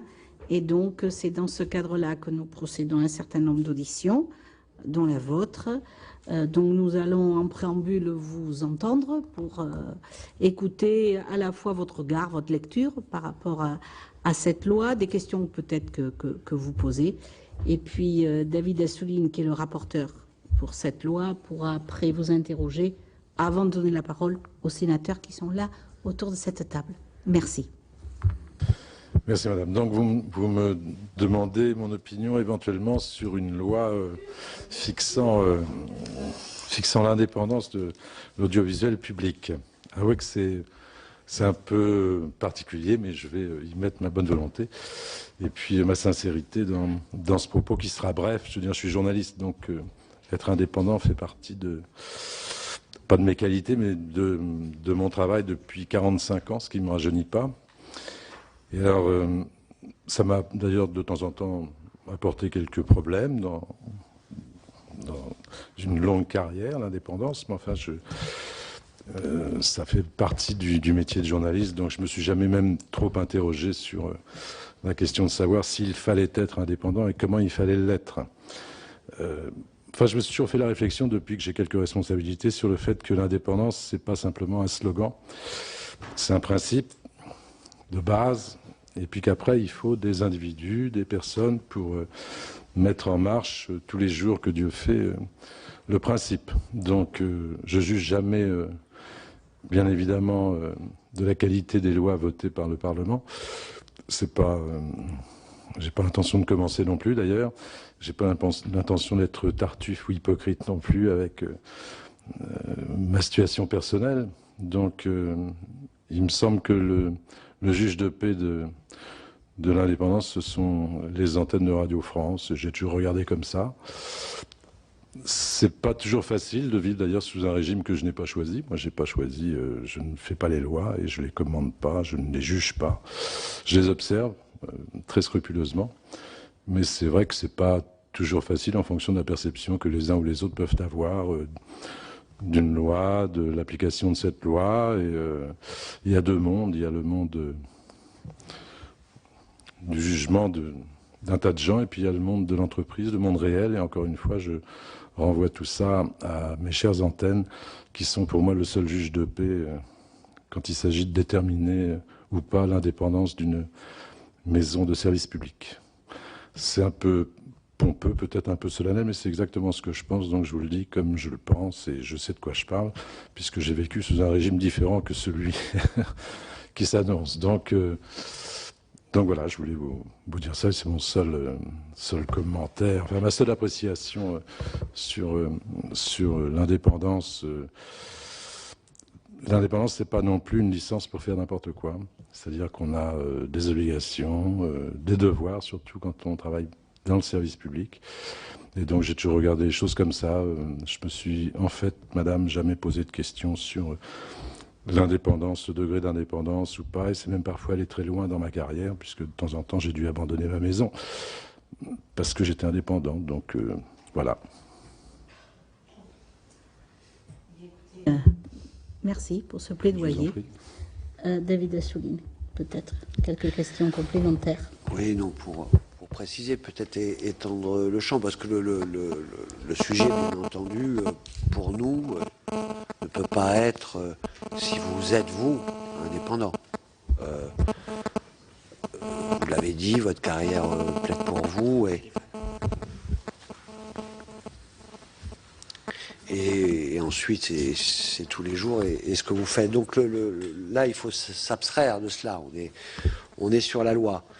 La seule connexion, si vous préférez, que je pourrais faire dans ma première question, en vous demandant, en toute sincérité, comme vous le faites toujours, le mode de nomination qui a été celui qui vous a mis à la tête de Radio France, et le mode de nomination qui sera présent dans la loi, comment vous les jugez? C'est-à-dire, est-ce que vous pensez que ce mode de nomination nouveau, c'est-à-dire par le CSA et par un CSA lui-même nommé au 3/5e d'avis positif favorable des deux assemblées, vous donnerait plus de force pour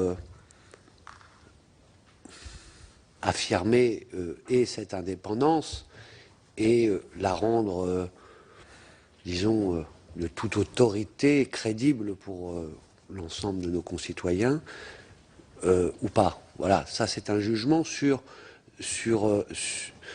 pas sur les personnes et leur degré d'indépendance. Avec M. Fimelin hier, on était dans la même situation. Elle est ténue, hein, parce que voilà, vous êtes directement impliqué, et on peut parfois, les politiques aussi peuvent le faire, ou l'ont fait, de confondre tout. Moi, je sépare bien. Dans cette loi, il y a un mode de nomination. Est-ce qu'il vous paraît permettre plus de crédibiliser et de rendre donc plus fort l'autorité indépendante que vous exercez ou que vous exerceriez à la tête de cette grande maison de Radio France? Bon. Voilà, ça c'est ma première question. C'est la seule d'ailleurs qui touche directement à votre expérience et directe. Ensuite, comment voyez-vous quelque chose qui est au cœur de la loi, justement le CSA? Parce que il y a l'intitulé général, indépendance de l'audiovisuel public, et puis en fait, à partir du moment où on donne des nouveaux pouvoirs, un nouveau statut au CSA, et qu'on lui donne plus de souplesse, voire de pouvoir, enfin de compétences et de missions, ça touche là des sujets un peu plus vastes. Dans votre rapport avec le CSA, jugez-vous que ça va dans le bon sens, cette nouvelle place que prend le CSA, ou pas, ou alors, enfin, sans être manichéen, c'est pas oui ou non, mais comment vous appréciez en tous les cas cette nouvelle place du CSA, tant sur le secteur audiovisuel traditionnel que ce qui est peut-être envisager encore plus avec ce que je proposerai à la Commission, mais le regard avec le nouveau paysage, y compris numérique. Voilà, quels sont vos... Et puis, si vous pouvez nous dire, puisque nous sommes en commission qui est qu'au-delà de la loi, à chaque fois qu'on vous voit, on veut des nouvelles de Radio France, si vous pouvez aussi nous dire quelques mots sur l'état de santé de Radio France et vos orientations en cette rentrée. Ça, c'est la question la plus facile, monsieur le rapporteur. Non, mais on se connaît un peu, donc j'apprécie toujours la subtilité intellectuelle, mais la question, les deux premières questions sont des questions difficiles. Je ne peux pas être jugé parti, je ne veux pas être hypocrite et je veux parler en toute candeur de ces choses, donc je le fais puisque vous m'y poussez. Encore une fois, jamais je ne commenterai la teneur d'une loi votée par les parlementaires de ce pays. Jamais. Je le ferai jamais. Après, je peux avoir des sentiments, mais on n'est peut-être pas là pour échanger les autres, mais je vais vous les donner quand même. Monsieur le rapporteur, le soupçon est une chose terrible à vivre, mais absolument terrible. Et je vais être personnel, puisque je vous disais, et c'est pas, je le dis pas par hasard, j'ai commencé dans ce métier à 17 ans, donc j'ai eu une carrière de journaliste pendant tout ce temps-là. Et il me semble avoir été un honorable journaliste. Donc, tout à coup, instantanément, vivre sous le soupçon est quelque chose qui est extrêmement pénible, parce qu'on peut être président d'une société publique, ce qui est un honneur, de mon point de vue, mais on peut aussi avoir un honneur personnel et vivre mal le soupçon.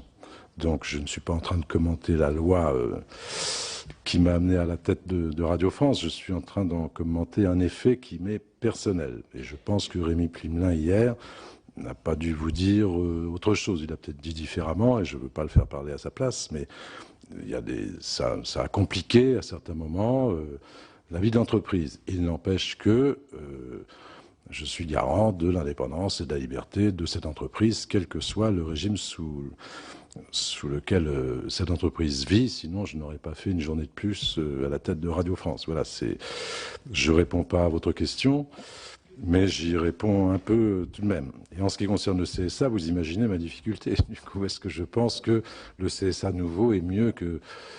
voilà, Non, moi non plus, je ne parle pas des personnes qui sont toutes excellentes, c'est pas... Mais c'est vrai que j'ai eu l'occasion de rencontrer le président du CSA, je connais les membres du CSA, et c'est vrai que tout ce qui professionnalise cette institution, parce que moi j'ai un regard... pas politique sur mon métier, j'ai un regard industriel. J'espère que je choque personne en disant ça. On est à la tête de centaines de millions d'euros. Il y a un avenir qui se dessine, c'est un avenir qui est compliqué et on a besoin d'aide, on a besoin d'assistance. On n'est pas visionnaire dans tous les domaines des activités menées par une maison comme la nôtre. Radio France, c'est 130 métiers, il y a des investissements à faire, etc., etc. Donc j'apprécie le fait d'avoir... comment dire, comme organe coopératif, un conseil de l'audiovisuel qui m'aide à vivre dans toutes ces transitions dans lesquelles on vit. Moi, je crois aux règles, je crois au règlement, je crois qu'il y a quand on commet une erreur, il faut que quelqu'un puisse vous dire attention, attention, vous n'êtes pas dans les clous, etc. J'ai jamais eu de problème avec l'autorité. Donc, je trouve que c'est une saine autorité en l'occurrence. J'ai eu l'occasion d'en parler très vite d'ailleurs avec le président du CSA, comment on va travailler, et moi, ça me convient parfaitement. J'ai jamais eu de soucis. C'est pour ça que mon discours est peut-être un petit peu tortueux comme ça, mais l'indépendance, c'est pas, encore une fois, une licence pour faire n'importe quoi. Donc que le CSA soit là, comme dans toute grande démocratie, enfin ou presque, c'est plutôt un contrôle que je trouve bienveillant. Ou alors c'est qu'on a commis une erreur quand c'est pas bienveillant. Et là, c'est autre chose. Donc, il faut éviter ça. Et je me souviens que la première rencontre avec le président du CSA a porté là-dessus. Quel genre de relation on peut avoir, comment on peut aller vite quand on a des interrogations, dans des dossiers difficiles, par exemple sur notre cahier des missions et des charges en matière de publicité, comment faire pour être bien dans les clous, dans des réglementations qui sont compliquées, etc., etc. Et je me souviens qu'Olivier Charvec m'a donné sa carte. Il m'a dit, voilà, vous m'appelez directement tout de suite. C'est pas la peine de laisser prospérer des mauvais dossiers. Il faut qu'on puisse se parler très vite. Donc, si c'est un peu le sens aussi de la question, ça me convient parfaitement bien. Quant à l'indépendance du CSA, je me pose jamais, moi, j'ai aucun doute sur ce sujet. J'en ai aucun. Enfin, j'essaye de répondre à votre question sans vouloir porter un jugement sur des gens qui sont, enfin, sur un organisme qui est mon organisme régulateur continu. Vous avez peut-être pas, bon, en partie compris, mais pas complètement ma question. Là, le CSA est modifié, pas seulement d'ailleurs dans son mode de nomination, mais comme citoyen, vous pouvez apprécier la nouveauté institutionnelle. Il y a beaucoup d'autorités indépendantes. Il y a beaucoup de nominations qui peuvent venir du Parlement et donc sujet aux majorités politiques qui se succèdent. Là, c'est la première fois qu'une autorité est constituée avec obligation de rassemblement des forces politiques.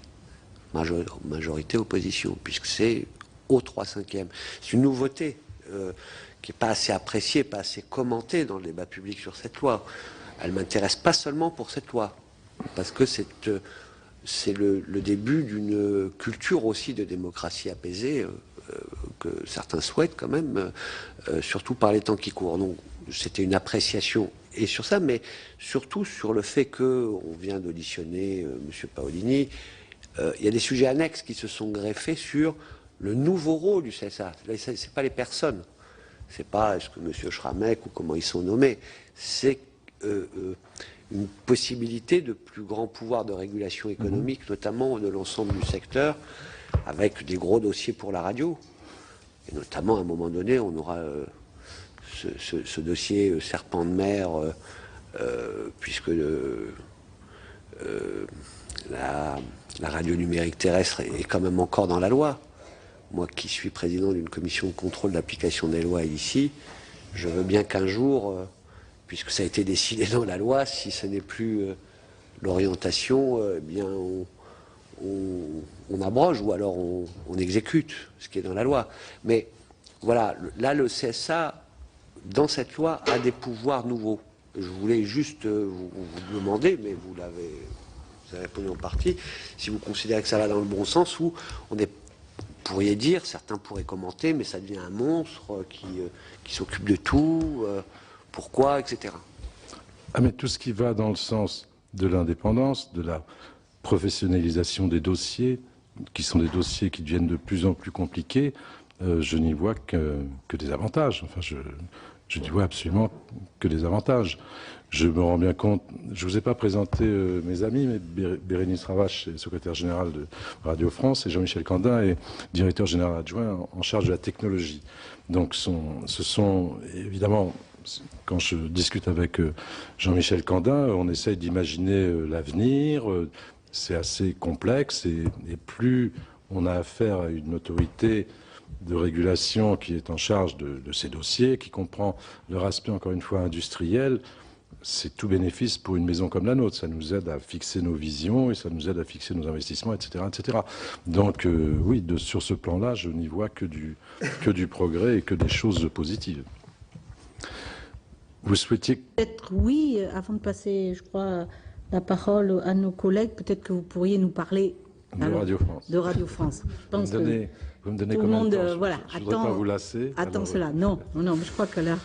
Écoutez, Radio France a entamé sa rentrée. Je ne sais pas à quel point vous êtes familier, mais je présume que vous l'êtes avec nos antennes. On a des choses qui sont extrêmement positives. Lundi, j'étais à Saint-Étienne où on a ouvert la 44e station du réseau France Bleu. Merveilleuse station. Bon, il y a des grosses satisfactions comme ça. Il ne vous échappe pas non plus que les contraintes budgétaires sont un peu plus fortes ces temps-ci que par le passé.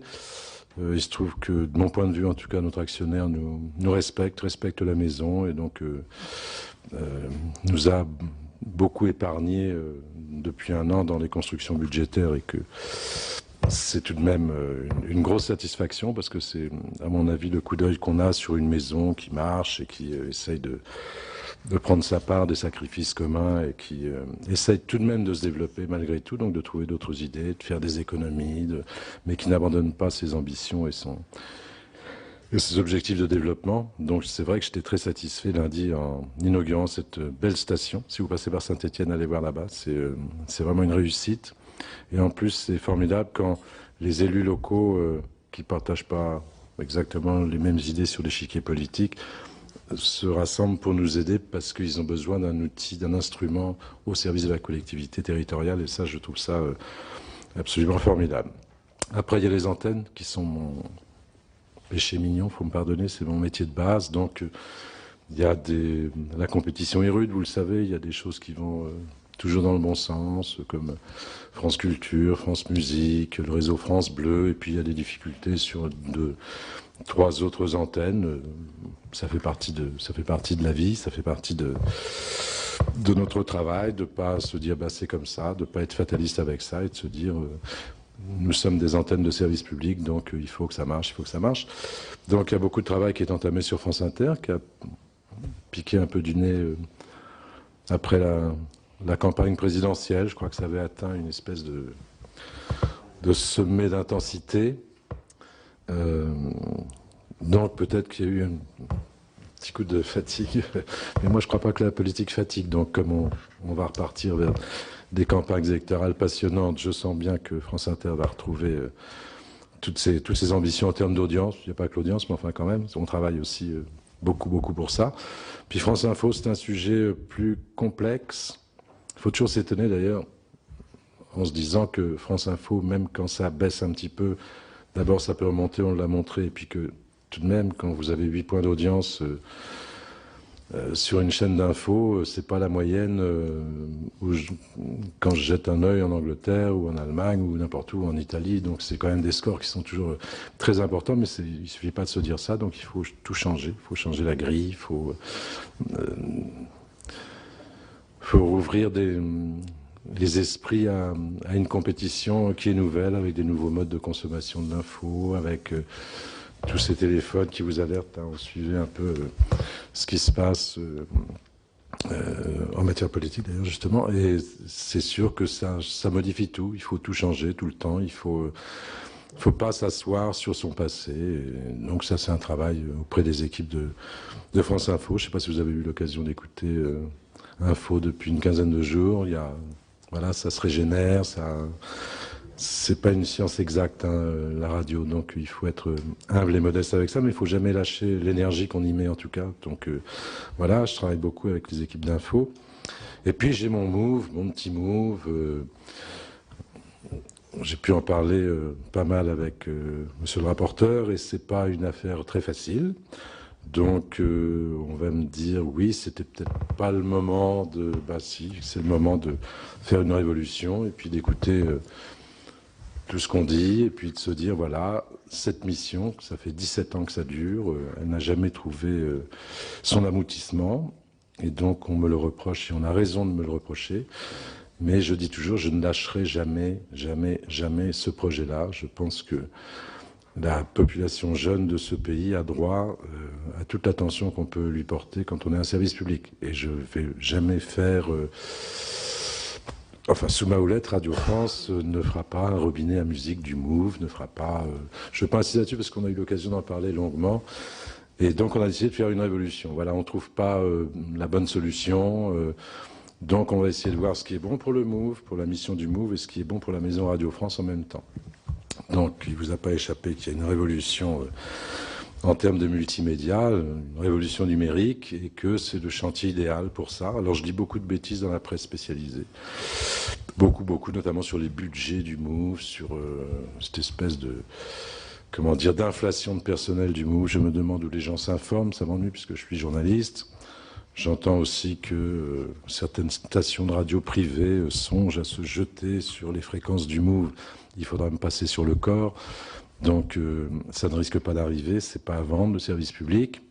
Et puis on ne confie pas les clés de la Banque de France à Bonnie and Clyde, on essaye de faire le travail qu'on a à faire. Et donc, ça m'a échappé. Pardonnez-moi parce que j'étais un peu énervé par tout ça. Surtout énervé par le fait que des journaux sérieux attrapent un bout de communication comme ça, un peu. C'est quand même. Comment? C'est une expression. Vous n'avez pas traité WFM de Bonnie and Clyde. Non, non. Bon, j'arrête sur ce sujet. Mais. Non, mais ce que je veux dire, c'est qu'il y a un vrai travail à faire au MOVE, pas simplement parce que c'est enclenché depuis 17 ans, mais c'est parce que c'est une mission que je n'ai pas réussi, et c'est une mission que je veux réussir, et je ferai tout pour que ça réussisse, parce qu'il est hors de question que le service public abandonne 20 ou 25% de la population potentiellement. Enfin, et donc on a beaucoup réfléchi à tout ça depuis le début de l'année. On s'est dit voilà, la maison s'est mise en ligne, si j'ose dire, numériquement, et s'est mise en ordre de bataille. On a là une occasion qu'on ne retrouvera pas. Et en plus, si on réussit ce pari de marier le numérique et puis le broadcast, ça servira à toute la maison, parce que nos antennes vont continuer de beaucoup évoluer. On n'investit pas pour rien dans le numérique, c'est pas parce que c'est la mode. Donc il y a tout ce qu'on appelle multimédia chez nous, tout ce qui va se faire sur le MOVE, et on peut le faire en 3 ou 4 mois. C'est un terrain d'exploration, un terrain d'expérience pour nos autres chaînes qui vont devoir, je ne sais pas à quel terme, parce que je n'ai pas de boule de cristal, mais qui vont devoir accompagner toute cette révolution. Et donc on a la chance, nous, d'avoir ça. On y a mis les moyens. J'ai nommé à la tête du MOVE le monsieur qui est en charge de tout le numérique chez nous. Donc il sait de quoi il parle, il a beaucoup d'idées, et on est en train de refaire une antenne. Et ça ne veut pas dire qu'on abandonne une radio, ça reste une radio. C'est pas une web radio, c'est pas une espèce d'appendice comme ça, parce que... Non, c'est une vraie radio qui va trouver son public, qui va trouver l'objet de sa mission.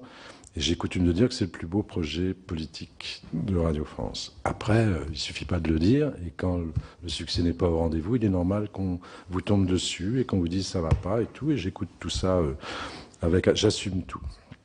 Donc dans tous les domaines. Quand ça marche, je n'assume pas, je laisse les patrons d'antenne assumer, ça leur fait plaisir et ça les motive. Et quand ça marche pas, je dis c'est moi, c'est ma faute, ma très grande faute, et ça ne restera pas en l'état. Il y a une équipe dans cette radio, je la défends infiniment parce qu'il y a beaucoup de talent dans tout ça, il y a beaucoup de travail, et c'est très difficile d'être au service d'une antenne qui résonne pas avec son auditoire, c'est très difficile. Et moi, depuis 3 ans maintenant, j'ai réformé tout ça il y a 3 ans, j'ai vu des gens qui étaient doués, qui lâchaient pas, qui n'abandonnaient pas, et il faut les encourager, je les encourage, je ne laisse pas tomber les gens en route parce que l'audience n'est pas là. Il y a 32 fréquences au MOVE, il y en a 512 pour France Culture. On ne peut pas comparer les choses, on ne peut pas comparer les histoires, on ne peut pas comparer les périodes. Mais c'est pas parce que quelque chose ne fonctionne pas comme on veut à un moment donné qu'il faut lâcher prise et dire « Ok, on va laisser cette belle jeunesse de France à des tas de radios pour lesquelles j'ai beaucoup de respect, mais qui n'ont pas tout à fait les mêmes exigences, les mêmes valeurs que le service public. Donc, à nous de trouver nos solutions. Si elles ne sont pas là, l'échec, il faut l'assumer et puis en tirer aussi, pour moi, les conséquences. Mais on ne peut pas abandonner. C'est pour ça que je dis que c'est un projet politique dans l'excellent sens du terme. Et c'est pour moi très important. Et je m'occupe de mes équipes du MOVE comme le lait sur le feu pour qu'ils ne perdent pas justement cet enthousiasme et puis le sens de ce qu'ils font. Et je vous suggère d'écouter le MOVE de temps en temps. Il y a beaucoup de choses à améliorer, notamment en matière de programmation musicale. Mais on y travaille, on a pris le taureau par les cornes et je suis très optimiste. Et ce n'est pas ma qualité première, l'optimisme béat. Vous voyez, je faisais un aparté en disant que chaque fois que je monte dans la voiture de ma fille, elle n'écoute que le MOVE. Ah, mais... Voilà, donc... Vous me rassurez, j'ai trouvé... Voilà. Voilà. Pardon, donc heureusement que j'ai eu ma fille. Mais je minore pas le problème. Voilà. Alors, des questions. Madame Blondin, on va laisser la place, et puis après, Monsieur Gatolin. D'accord? Voilà, Marie-Laure. Je voulais rebondir sur ce que vous venez de dire, Monsieur S. Vous avez dit une antenne doit résonner avec son territoire. Et ça, c'est quelque chose, moi, qui, évidemment, me va droit au cœur ou à l'esprit. Quand on est effectivement issu de territoire, on est très attaché à ce que l'antenne soit aussi porteur de toute cette vie et nous amène aussi cette vie. Et vous avez parlé de France Bleu, et France Bleu, dans sa programmation musicale, mais également dans ses reportages, pour moi, dans ma région, je crois que France Bleu remplit vraiment son rôle, et on en est dans l'ensemble. Oui, fin fond Finistère, encore le fin, le début du monde, et donc vraiment elle rend bien son rôle. Moi, je voudrais vous poser une question sur, vous savez qu'il va arriver la semaine prochaine ici au Sénat en débat, la loi sur l'égalité femmes-hommes, et là-dedans il y a des articles sur évidemment, mais le CSA, mais la représentation de l'image de la femme et également du rôle des femmes dans la programmation, pas simplement leur image dans les émissions, mais la programmation. Vous êtes venu accompagner d'une jeune femme. Quelle est un petit peu la proportion dans vos instances dirigeantes de France Télévisions? Quelle est véritablement la place, la proportion des femmes? Et quel est votre sentiment sur la place de la femme dans les programmations et puis dans, évidemment, le rôle que peut avoir un tel média comme Radio France pour permettre justement de lutter contre tous les stéréotypes que l'on voit. Merci. On va, pardon, si vous le permettez, grouper les questions. Donc, Monsieur Gatoula. Voilà. Oui, merci Madame la Présidente. Monsieur le Président S, je voudrais revenir un peu au cadre général de la loi. On ne va pas vous demander d'être mauvais compagnon. Vous êtes un des présidents de chaînes, puisque les radios sont des chaînes.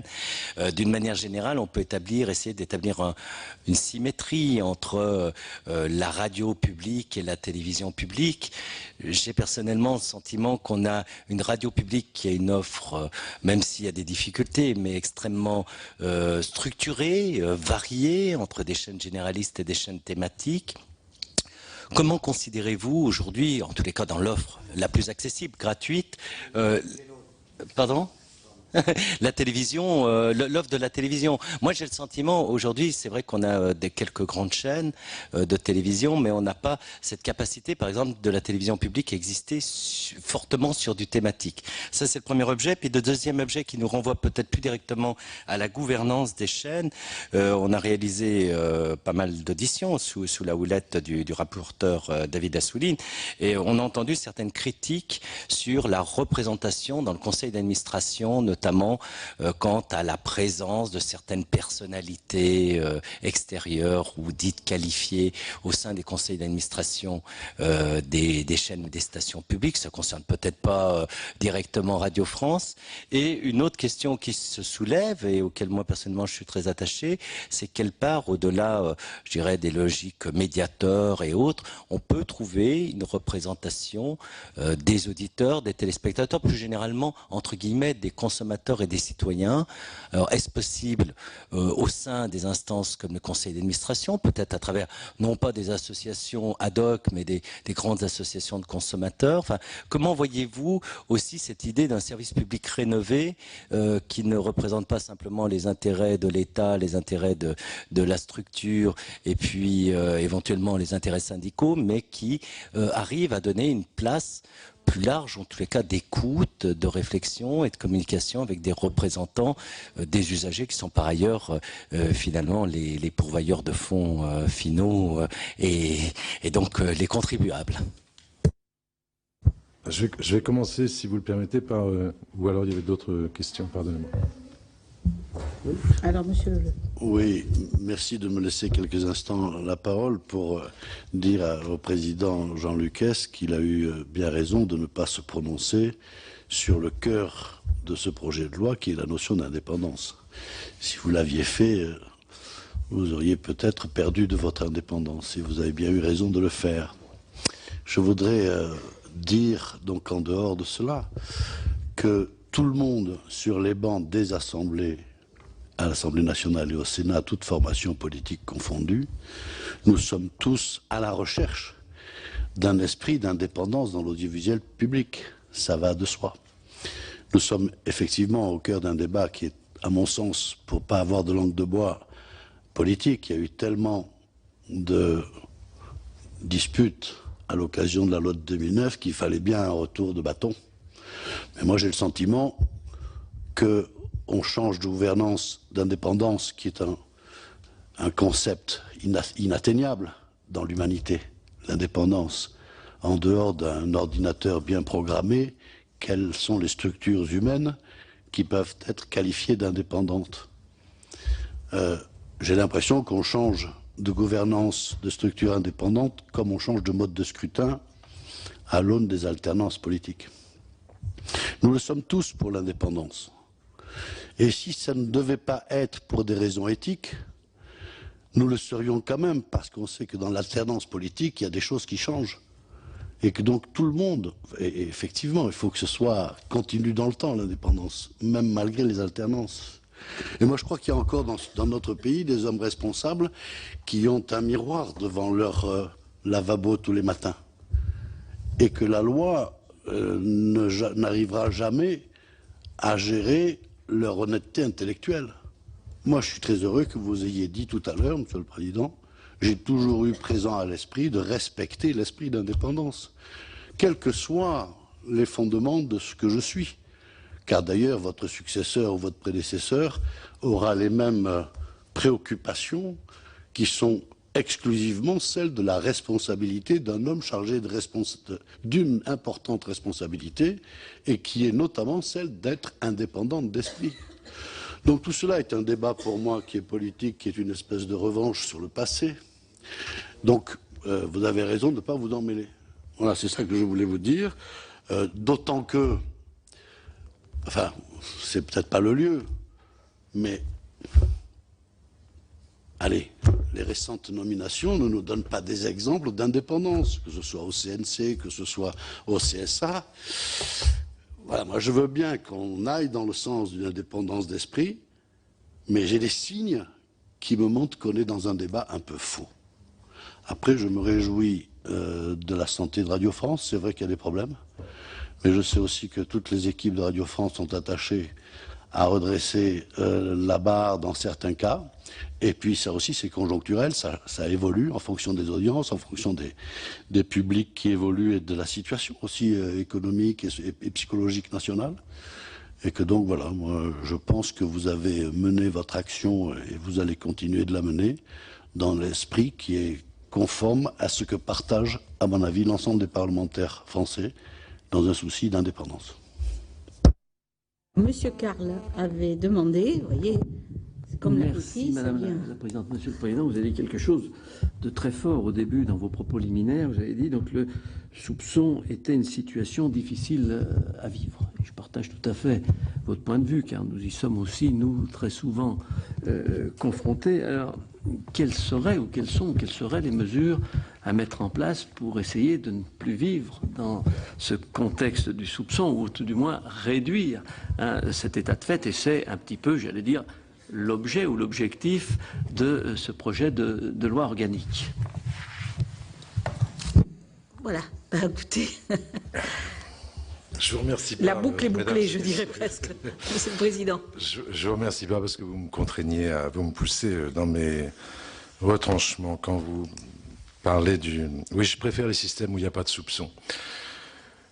Je préfère ça, et j'avoue que dans ma réflexion, mon petit destin n'importe pas à grand monde, c'est pas ça.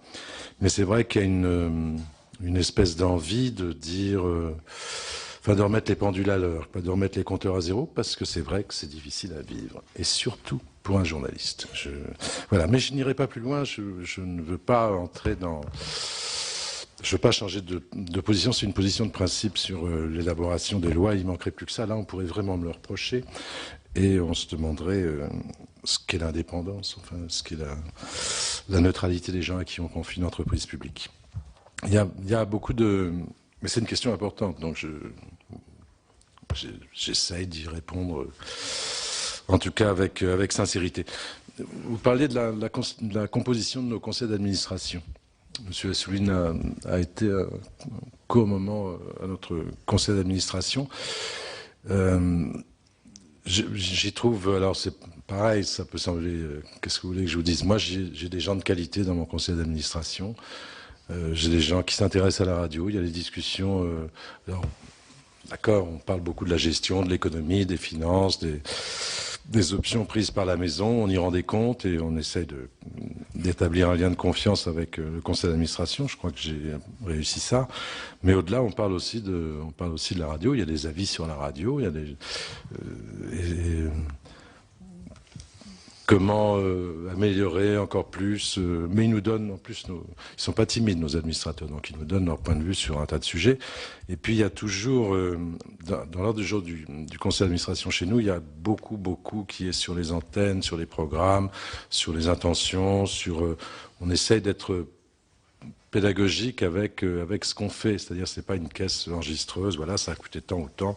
On a des sujets comme ça, la rénovation de la maison de la radio, etc., etc.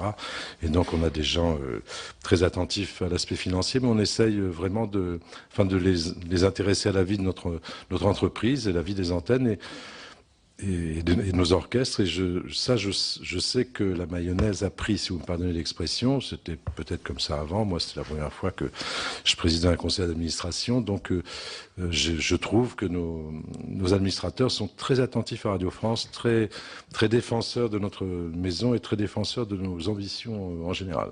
Et j'ai pu le constater à maintes et maintes reprises. Peut-être qu'effectivement, il y a des représentants du personnel, par exemple, peut-être que ça serait pas une idée stupide de se dire, tiens, il y a aussi des gens qui écoutent, qui sont des contribuables, qui écoutent nos antennes, et peut-être que leur avis serait intéressant à écouter devant un collège d'administrateurs d'un service public. Après, il y aura peut-être une petite difficulté pour trouver l'emblème de ça, mais c'est une idée qui est intéressante, en tout cas.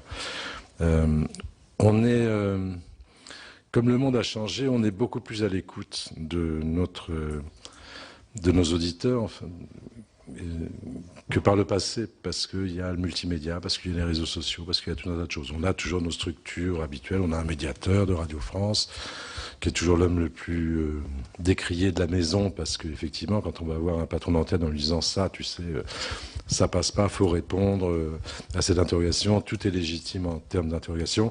C'est pas toujours simple, mais enfin, on a un médiateur qui fait le travail, qui vient de temps en temps assez souvent pleurer dans mon bureau. Voilà, c'est pas un métier facile, médiateur.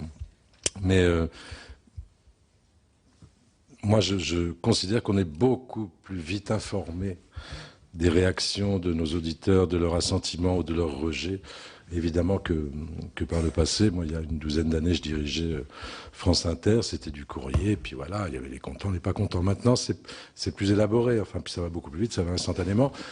À nous aussi de conserver, encore une fois, notre indépendance vis-à-vis de la Vox Populi, parce que moi, je considère que le service public, c'est un système d'offres et pas de demande. Donc, ça peut se discuter tant qu'on veut, mais je me réfère à ma longue expérience. J'aime la radio quand c'est une radio de l'offre, et pas quand elle répond aux exigences plus ou moins circonstancielles du moment. Donc, je ne sais pas si je réponds à votre question. La question des femmes, hier après-midi, nous avions une réunion de directeurs sur ce sujet. Parce qu'on a un problème. Parce que toutes les bonnes intentions du monde, on est tous pour la parité. Je connais personne qui me dit, moi je suis totalement hostile à cette idée. On est tous pour l'égalité, la parité, etc., etc. Et j'entendais un directeur d'antenne hier dire comment est-ce qu'on peut rendre compte de l'actualité du monde si la moitié du monde n'est pas... voilà, quoi. Donc, on est tous d'accord. Mais ça ne suffit pas. C'est un débat qui traîne chez nous. On a des problèmes. On n'est pas là. On est une maison très féminisée. Je ne vais pas faire la promotion des femmes qui travaillent avec moi, mais j'ai une directrice générale, je ne suis pas un directeur général, j'ai une directrice financière, je ne suis pas un directeur financier. J'ai rien contre les hommes non plus, on est bien d'accord. Mais on a un problème, il faut le régler, il faut améliorer la situation. Et à l'usage, je déteste les contraintes, puisque je suis indépendant. Mais je pense qu'il va falloir qu'on se fixe nos contraintes, quoi. On ne peut pas rester dans l'intention. Je pense même que ça nous nuit de dire nous voudrions que, nous voulons, nous y pensons. Je pense qu'il faut passer à la vitesse supérieure. Donc on vient de lancer une enquête dont on a eu les résultats hier. On a interrogé l'ensemble du personnel, hein, hommes et femmes. On ne va pas discriminer. Et franchement, on a un problème. On a un problème dans la réalité, on a un problème dans la perception. Donc, et on a beaucoup un problème dans la perception des femmes. C'est-à-dire que si vous écoutez nos antennes, pareil, il y a toujours des choses, on peut toujours faire mieux. Mais nos antennes sont très féminisées. Moi, j'ai essayé de promouvoir le plus possible dans mon environnement, dans la direction générale, des femmes. Mais ça ne suffit pas. Puisque la perception d'une majorité de femmes au sein de Radio France pense qu'il y a mieux à faire. Donc, je disais hier, lors de cette réunion, on ne peut plus, il faut réglementer, il faut se forcer, il faut se fixer la bonne volonté, tout le monde là, c'est pas un problème, ça fait pas beaucoup avancer les affaires. Donc on en est là. Il faut qu'on digère ce rapport qui est vraiment intéressant. Et donc on doit communiquer à l'intérieur de l'entreprise dans 8 jours sur ce rapport. Mais il y a un travail, c'est pas la peine de se dire que tout va bien parce que c'est juste pas vrai. Après, vous m'avez posé une question sur... je juge pas les télévisions, monsieur le sénateur. Je juge pas les télévisions. Je m'occupe de mes problèmes et j'en ai. Donc on pourrait avoir des jugements sévères sur un certain nombre de nos actions ou un certain nombre de nos programmes. Donc je pense que c'est une rude tâche que dirigeait France Télévisions, une très rude tâche. Donc c'était pas l'intention. Hein. Non, simplement, c'est dire, on a une offre particulière qui est historique, qui ne dépend pas des dirigeants actuels, qui s'est constituée d'une certaine manière sur la radio, selon des logiques qui sont peut-être propres aux médias, à la télévision. C'est simplement ça. Après, si j'entrais dans on peut avoir cette conversation si vous voulez, mais si j'entrais dans le détail, moi, je vous dis, je vis depuis une quarantaine d'années dans le service public. Je travaille à la télévision. J'ai beaucoup de respect pour cette activité, pour le service que ça rend, etc., etc. Mais je me refuse, oui, à entrer dans ce genre de... Enfin, ça serait trop facile de mon point de vue. On n'a pas la même structure. On n'a ni la même structure de budget. Nous produisons 100% de ce que nous diffusons. 100%. France Télévisions, ça doit être 29%. Non, même pas. Qu'est-ce que je raconte? Mais non, c'est bien en dessous. Mais par exemple, nous, notre structure de budget, c'est 60% et un peu plus de salaire, d'émoluments. À France Télévisions, c'est 29%. Donc on ne peut juste pas comparer les choses et l'impact qu'on peut avoir directement sur ces antennes, sur ces produits. Nous produisons tout. Tout ce qu'on diffuse, on le produit. Donc on est dans une situation d'efficacité, enfin de positivité à l'égard de ça. C'est pas le cas, on le sait, pour les chaînes de télévision. Donc c'est pas la même filière, c'est pas la même industrie. Donc mon opinion sur le sujet, franchement, ce serait pas convenable. Un dernier mot, oui. Monsieur Assouline.